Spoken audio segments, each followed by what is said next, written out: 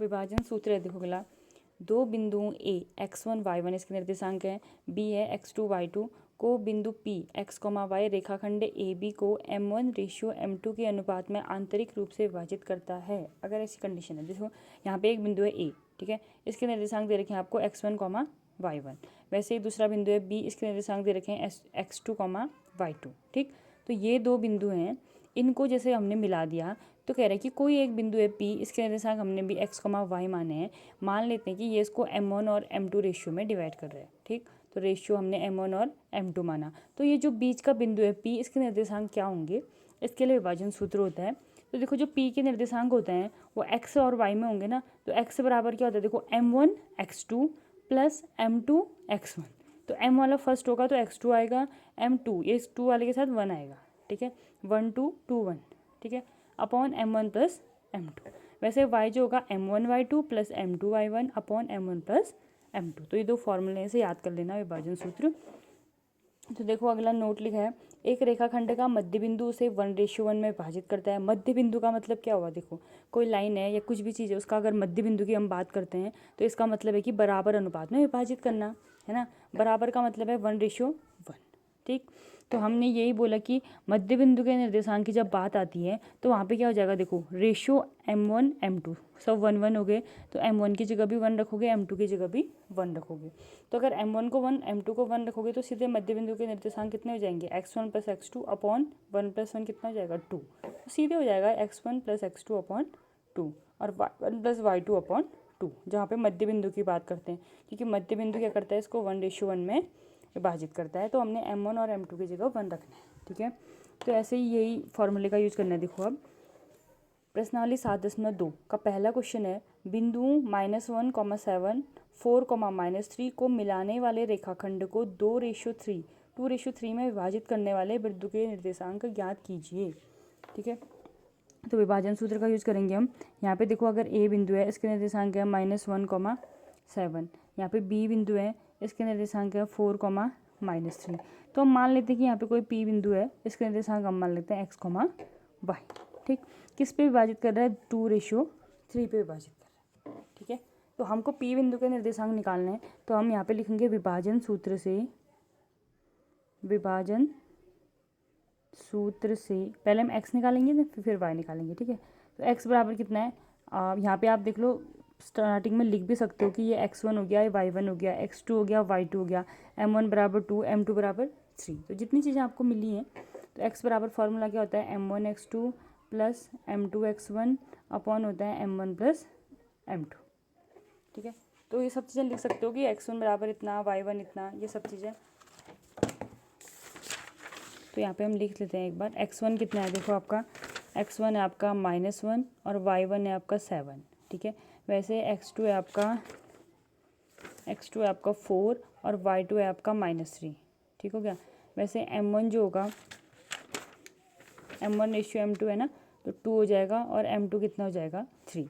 तो यहाँ से जब आप x निकालोगे तो m1 x2, ठीक है, m1 कितना है 2 इंटू x2 कितना है 4 प्लस m2 कितना है 3 इंटू x1 कितना है -1 अपॉन m1 प्लस m2 यानी 2 प्लस 3।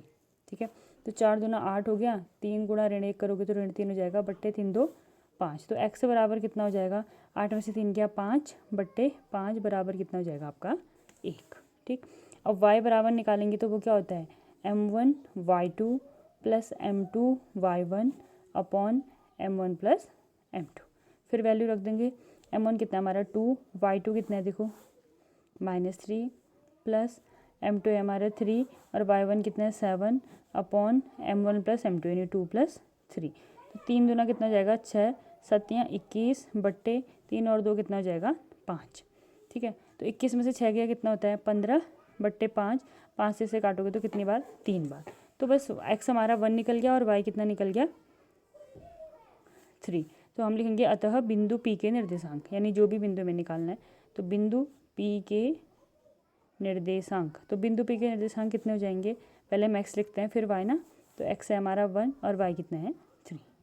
तो ऐसे हमें विभाजन सूत्र का यूज करना है और बिंदु के निर्देशांक निकालना है। ठीक, सेकंड क्वेश्चन है, देखो 4, -1, -2, -3 को जोड़ने वाले रेखाखंड को समत्रिभाजित करने वाले बिंदुओं के निर्देशांक। समत्रिभाजित, त्रिभाजित का मतलब है कि बराबर, सम तो समान हो गया, त्रिभाजित 3 भागों में विभाजित करना उसको, ठीक है। तो देखो जैसे एक लाइन है, इसके फर्स्ट के निर्देशांक हमने मान लिया 4, -1, इसे हम ए बिंदु मान लेते हैं, इसे बी मान लेते हैं, इसके निर्देशांक हो गए -2, -3। सम त्रिभाजित 3 भाग बनाने इसके, तो मान लेते हैं देखो एक भागी है, एक भागी है, इसको मैंने पी बोल दिया, इसे मैंने क्यू बोल दिया, ठीक है। तो अब देखो समान भागों में इसको बांटा तो है, लेकिन 3 भागों में, ए भी एक, ये भी एक, ये भी एक, 3 भाग हो गए, एक एक एक, बराबर बराबर भागों में हमने इसको बांट दिया, ठीक है। तो अब मुझे क्या निकालना है, पी के भी निर्देशांक निकालना है और साथ ही साथ क्यू के भी निर्देशांक निकालने हैं। तो एक लाइन में हम लिख लेते हैं कि माना बिंदु ए तथा बी को बिंदु पी और क्यू समत्रिभाजित करते हैं।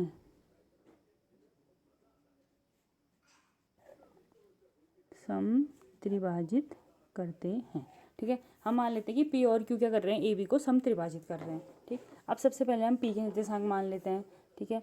माना पी के निर्देशांक, पी के निर्देशांक हम मान लेते हैं x, y, ठीक।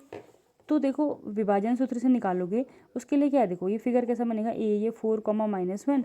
अब यहाँ पे हम सिर्फ पी पॉइंट को दिखा रहे हैं, क्यों नहीं दिखा रहे हैं फिलहाल, ठीक है, क्योंकि हम सिर्फ पी की बात कर रहे हैं ना। तो देखो यहाँ पे जब हम पी की बात करेंगे तो ए पी का कितना है 1, और पी बी किसके बराबर, 1 और 1 कितना हो जाएगा यहाँ 2।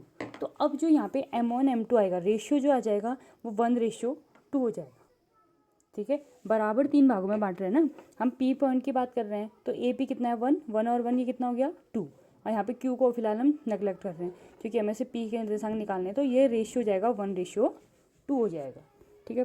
तो विभाजन सूत्र का प्रयोग करें और पी के निर्देशांक आप निकाल सकते हो, ठीक है, जैसे हमने पहले क्वेश्चन में निकाला था, ये x1, y1, m1, m2, x2, y2। फिर ऐसे आप मान लोगे कि अब क्यू के निर्देशांक मानोगे, ये निर्देशांक निकालने के बाद हम मान लेते हैं कि माना क्यू के निर्देशांक। अब एक्स वाई तो वैसे भी चर राशि होती हैं, उनका मान कोई फिक्स होता नहीं है ना। तो हमने मान लिया कि क्यू के निर्देशांक भी क्या है, x, y, या x डैश y डैश भी मान सकते हो। इसके लिए जो फिगर बनाओगे देखो कैसे बनेगा, यानी ये है कि रेशियो कितना करेगा, हमको ये देखना है अनुपात कितना होगा उसमें, ठीक। ये तो ठीक है, x1 y1, x2 y2। अब यहाँ पे हम सिर्फ क्यू पॉइंट की बात कर रहे हैं, क्यू के निर्देशांक निकालने हैं, तो पहला कितना हो जाएगा 2 हो जाएगा, फिर कितना हो जाएगा 1।